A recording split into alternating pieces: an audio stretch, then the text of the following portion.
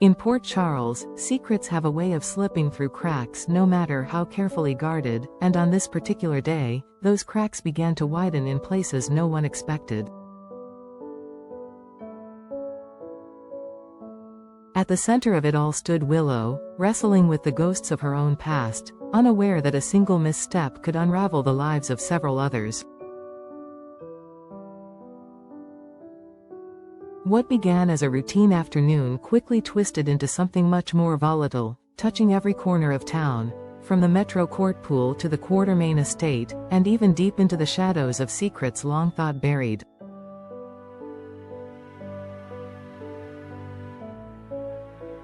Willow's encounter with Isaiah began innocently enough, just another interaction between colleagues sharing mutual concern.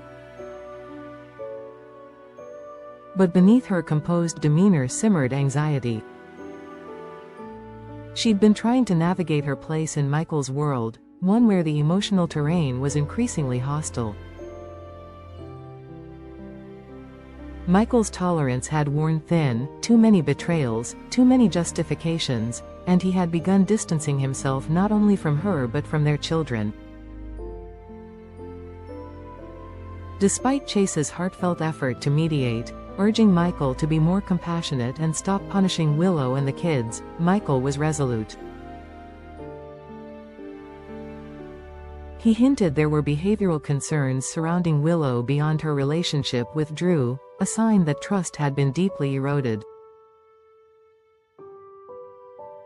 For Willow, that erosion was a slow emotional death, worsened by knowing Michael was becoming someone she barely recognized.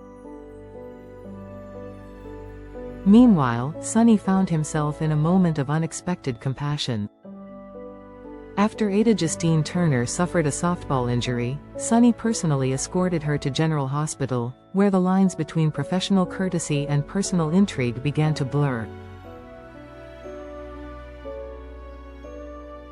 He remained calm and generous, even gallant, despite learning that Michael had secured full custody of the children. Sonny admitted he agreed with the judge's decision, although it still wounded him more than he let on. Justine, intrigued by Sonny's complexity, found herself softening toward him. Their conversation, while wrapped in casualness, was underlined by an intimacy growing too quickly to ignore. Sonny's insistence on driving her home was less about chivalry and more about control, his subtle way of staking a claim in a world where relationships were commodities often traded like currency.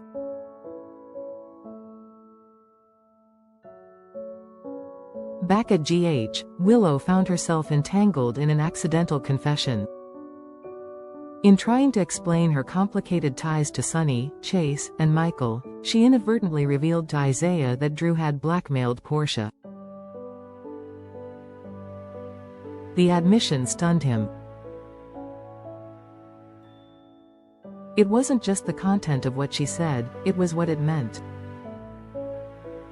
Willow was no longer just a victim of Michael's icy resentment, she was becoming a liability, carrying secrets that endangered others. Her desperate request for discretion was met with Isaiah's solemn reassurance, but the question remained, how long could that reassurance hold under pressure? Elsewhere, Tracy, never one to back down from a battle of wills, delivered a decisive blow at the Quartermain estate. Deception was under scrutiny, with Sonny's business potentially implicated, but Tracy declared a shift in plans. Deception would not cooperate in turning over evidence. This led to a tense vote, with Lucy and Brooke Lynn siding with her against Maxie. Though Maxie was outvoted, Tracy confided in Brooke Lynn that she doubted Maxie's loyalty. The case may have been buried for now, but the soil was loose, ready to be unearthed by a single act of rebellion. Across town, Lulu returned with a mother's fury cloaked in vulnerability. She approached Carly with a simple request: help her get Liesl Albrecht out of Port Charles.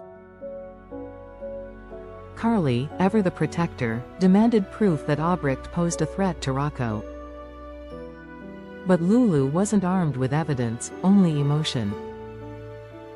Her voice cracked as she spoke of Rocco potentially seeing Britt as a surrogate mother. Carly, touched by Lulu's heartbreak, reminded her that Rocco deserved the truth. Shutting him off from answers would only breed resentment. In her heart, Lulu knew Carly was right, but knowing didn't make it easier. At the park, joy and tension intertwined as Rocco and Danny celebrated a softball win. Liesel appeared like a cheerful ghost from the past, waving a styrofoam finger and suggesting ice cream to mark the occasion. But Jason, ever vigilant, saw something deeper. As Danny and Rocco packed their gear, he warned Liesel to keep her distance from the boy's life. Liesel, sensing Jason's ironclad resolve, backed off gracefully with a fabricated excuse about forgetting her medication. But the damage had already been done. Rocco had questions, and curiosity never dies quietly in Port Charles. Later, Rocco confessed to Danny that he wanted to know Britt, despite warnings from both Lulu and Dante. Danny, wise beyond his years, advised him to follow his heart. The two boys shared a brief moment of honesty, one that would come to shape the choices Rocco was about to make.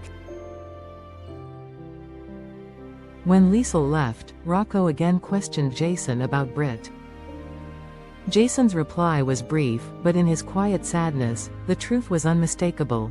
He too wished Britt was still part of their lives.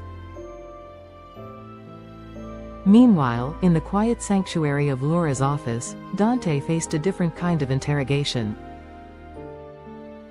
Laura delicately prodded him about Marco Rios's disappearance, concerned that Sonny could be implicated.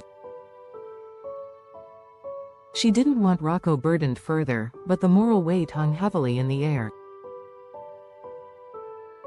Dante, torn between duty and family, admitted things would be easier if Britt were still alive.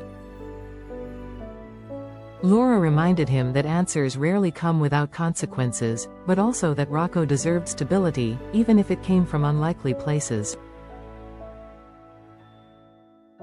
In the coming days, that stability would be tested. Liesel's presence had rekindled a fire in Rocco that no one expected. Against the wishes of the adults around him, he clung to the idea that somewhere in the complicated past lay a connection worth pursuing. The more the world pushed Liesel away, the more Rocco clung to her, and it was only a matter of time before that grip pulled something unexpected from the shadows. As Port Charles braced for more turmoil, one truth became clear. Lies may provide temporary shelter, but secrets always demand payment in full. Willow's accidental confession, Michael's cold judgment, Sonny's romantic entanglements, and Rocco's yearning for truth were not isolated events. They were the tremors before a much larger quake. And as whispers of Britt's survival began to drift through the air like smoke, one thing was certain: the past was not finished with them yet. Not by a long shot.